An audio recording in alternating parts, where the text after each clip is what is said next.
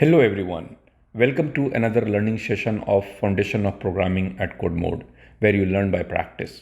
Currently you are learning about internet, and in today's class we will learn about quality of internet. Before I start, don't forget to like this video and subscribe to our channel, especially if you are watching on YouTube. For complete course and practice, go to our platform my.codemode.us. Let's begin. When we use internet, we are sending and receiving data. And if you remember, we measure data in bytes. We have also learned that 1 byte is 8 bit. 1 byte equal to 8 bits. And 1 bit is nothing but either 0 or 1. Now, when we measure the quality of internet, we are talking about 3 different parameters. And it's important to understand each of them. The first one, and again, it is the measurement of the speed, measurement of volume of data, and measurement of time it takes to move data from one computer to another computer. All 3. The speed, volume, and time it takes. The first one is bit rate. Bit rate is number of bits of data that are sent each second. It's basically a fancy word for speed. So when you hear the word 10 megabytes or 10 Mbps, that is you're measuring the bit rate, which means 10 million bits per second. Now, one thing, if you remember from previous class, I said Mbps, where B is lowercase. If B is lowercase, you're talking about bit. If I'm saying 10 Mbps, you're talking about byte, because B is capital. The second parameter to measure is what we refer as, we call it bandwidth. Bandwidth is the maximum speed of the internet. It means theoretically, network cannot send more than this. That's the maximum limit. So a bandwidth of 100 Mbps means 100 million bits per second. You cannot exceed that. This is the maximum you can achieve out of it. But this is again theoretical. In real life, in practically, you may receive or you may get less bandwidth than the theoretical one. But again, this is the theoretical limit. And third important one is latency. Latency is time it takes to send a bit from one point to another point. So let's see, I'm connected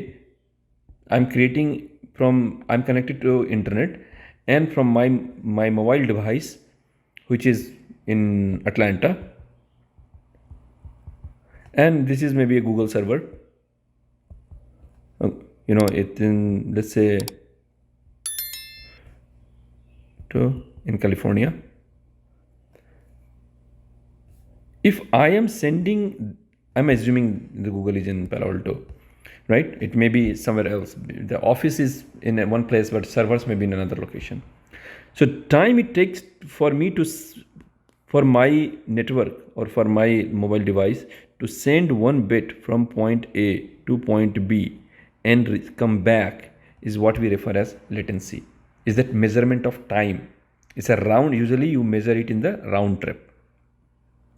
So you can see maybe in this diagram, let's say latency of 30 milliseconds. That means one bit that left my mobile device in Atlanta, and again, physical location doesn't matter because we are measuring the speed of the internet. We are measuring the quality of the internet.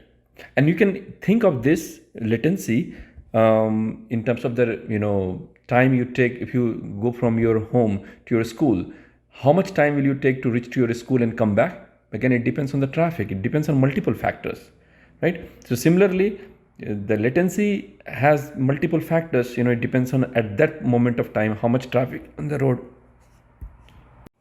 and number of requests coming to Google server, because it has to respond to multiple devices. Multiple people are trying to search. So traffic on the road, number of requests coming to the server, and all of that part. There are several factors that govern the latency. But again, at a high level, you understand latency is the time it takes to move data from point A to point B over the network. Now in real life, you can measure your own internet. Let me go to another tab here, and I did a Google. I did a search for speed test. You can do on your browser too, and then once you do it, and I can do this speed test, and you can see it is doing the internet speed test right now, and it will tell me the download speed and upload speed. Typically, the download speed is always higher than upload speed. Download speed is the data that I'm receiving, how fast I can receive, and upload is how fast I can send the data back. So you can see the speed test. My network is performing pretty well. I am getting 84.4 Mbps. Again, in some countries where the internet is fast, you may see data speed measured in Mbps.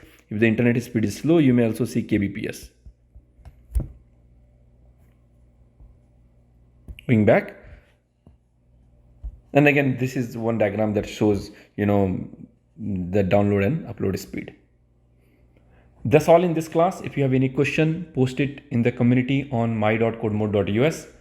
Also take time to solve the quiz associated with this concept.